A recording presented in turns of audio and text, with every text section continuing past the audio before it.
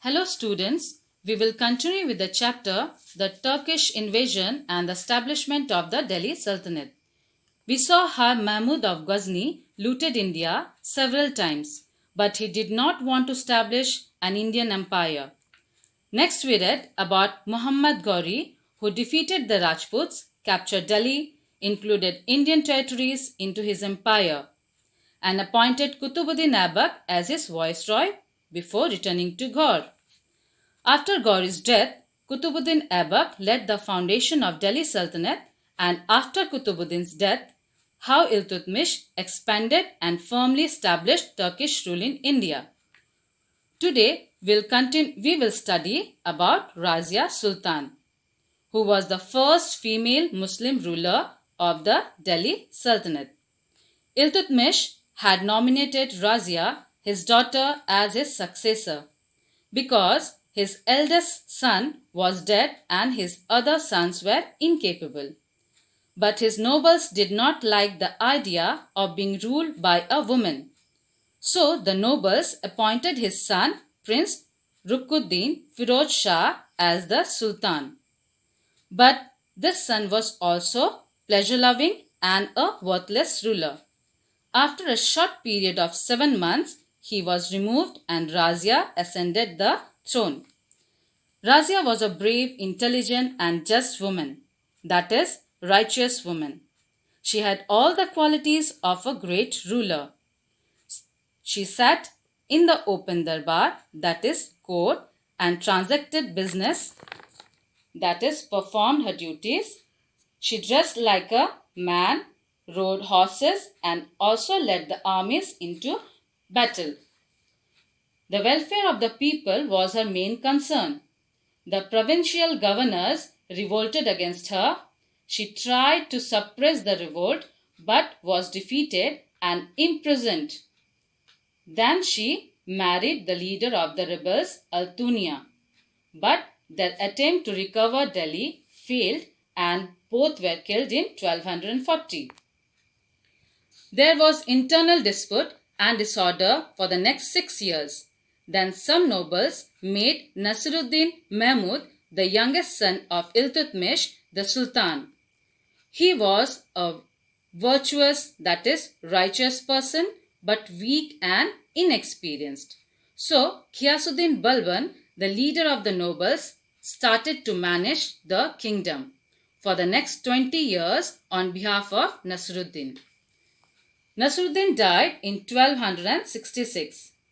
Then Ghiyasuddin became the Sultan and ruled for the next 20 years. So we see that from 1246 to 1266, he ruled on behalf of Nasiruddin for 20 years. Then from 1266 to 1286, he ruled as a Sultan for 20 years. He was an experienced and capable ruler. He believed in the theory of divine kingship, that is, the king was God's representative on earth. Now, let's discuss some facts about Balban. He never smiled, and no one was allowed to laugh or joke in his court. The nobles had to kneel and touch the ground with their forehead to show respect. Balban made the monarchy absolute and all-powerful, that is, autocratic. The Sultan was unquestionable, and the ultimate. His words were the law. He reorganized the army, strengthened the infantry and the cavalry section.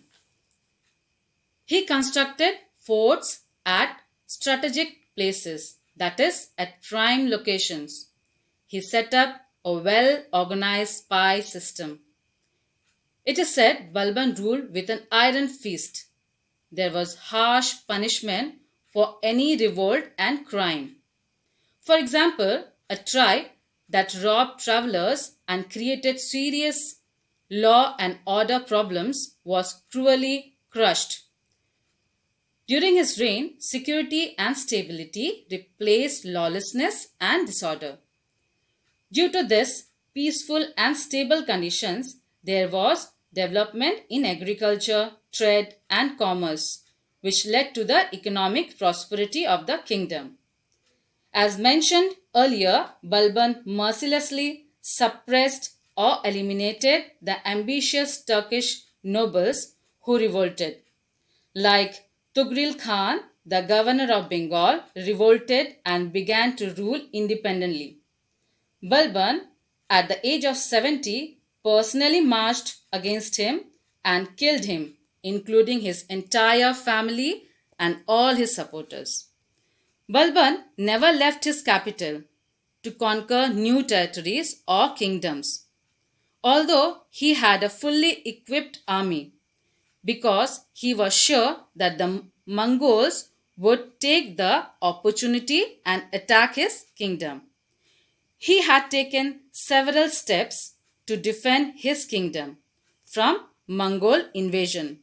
Like number 1, he made his own sons the governors of the frontier provinces. Number 2, he built new forts and repaired the old ones.